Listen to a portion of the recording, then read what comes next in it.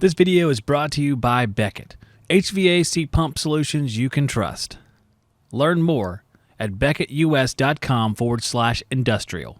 You started the article, I thought, in a very good way, kind of going back into your childhood with what started as your first job, and you were not choosing a job where you had choices, but you weren't choosing to get a job. I guess your father had propelled you to get a job in one way, shape, or form and gave you some options, and you chose HVAC. And let me just start with that. Why did you choose that? Because I know the other one was paper boy and there was lawn mowing, I think. Yeah, those were the. Why did you choose those HVAC? Were three. Because I thought working for Dad would be easy. I thought being the boss's son, oh, this will be a cakewalk.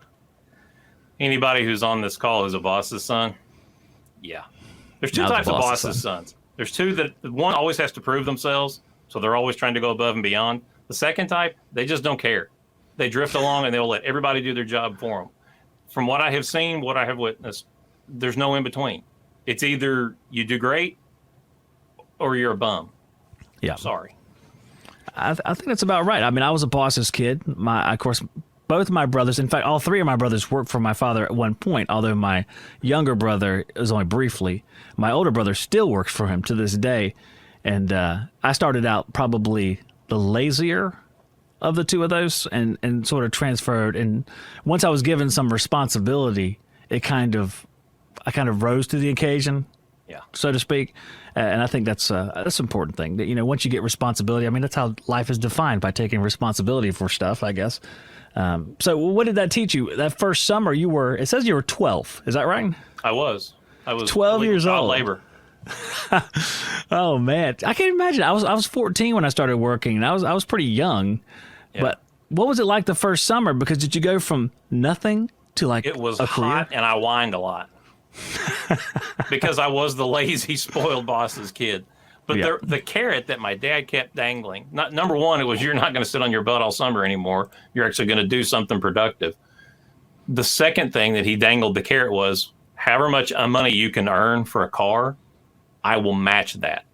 So you earn $3,000, I'll give you $3,000. You earn $6,000, I'll give you $6,000. So he dangled that carrot, and it was a very effective carrot. Well, that's good, though. So would you say that the statement about responsibility is correct? Once you're given a taste of that, you can rise to the occasion and sort of teaches you, I don't know, how to be a man, I guess, almost. But I didn't then, because I was a kid. I was just trying to get through. I just saw the car. That was all I saw. I didn't see HVAC as a future. But I got to work with some really cool guys, and that was some of the things that prompted it. And other lessons that my dad beat into me as I was doing that. Because, like every other youngster that starts in this, I messed a whole lot of stuff up. Mm-hmm. But instead of having somebody fix it for me, he would say, okay, now you get to take your weekend and we're going to make this right. So when you have to take responsibility for the stuff that you mess up and then fix it, that's one of the biggest issues I see in our industry right now. And I know this is on installers, but you have such a rift between install and service guys, because install guys can go in, install something, mess it up, and then instead of having to go back and fix it, the poor service guys have to go back, and they're the ones that clean it up. And you talk about a recipe for a toxic disaster in a company, that is it. Let someone else fix the problem. No one ever learns from that. And that was one of the things Dad, he hammered on me. You messed it up? Okay, great, go fix it. So nobody cleaned up my mess. It's exactly that. My experience kind of mirrors that, because I was an installer for several years before I ever did any service at all. And I remember talking, because we had a sister company. It was kind of an odd situation. My father came up and he worked at a place called Hanover Iron Works, and there was a service company based in the same building, and they worked together. They would handle service and we would do installs.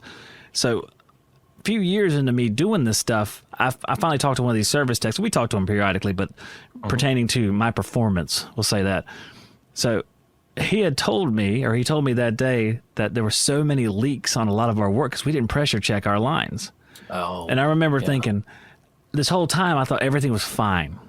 It was almost like I allowed myself the silence to be a comfort. Like I must be doing everything great because I don't hear anybody yelling at me. And it was kind of an eye-opener, because he was having to come behind me and do all this work, all these problems that I had been steadily creating for probably years at that point. So it was quite a mess, and I felt like I was kicked in the gut because I had allowed myself to believe that it wasn't happening. And when I found out it was, it's like I was so ashamed of myself.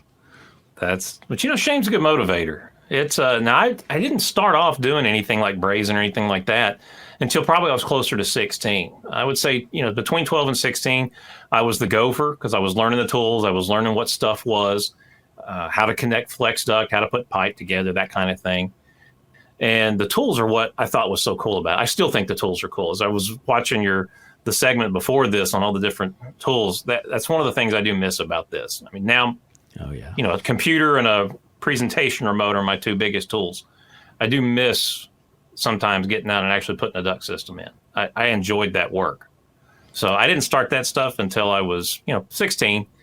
We used to wear these 3-season jackets. First time I ever brazed, I had to turn the torch back up, set the sleeve on fire. I'll never forget it. So set yourself on fire one time and you'll never do it again. Yeah, I burned my fingers one time on a hot copper pipe. I never did that again either. That was very painful. Memory marks. That was very bad. Yeah, it was. Oh my gosh, I never felt pain like that before. That was horrible.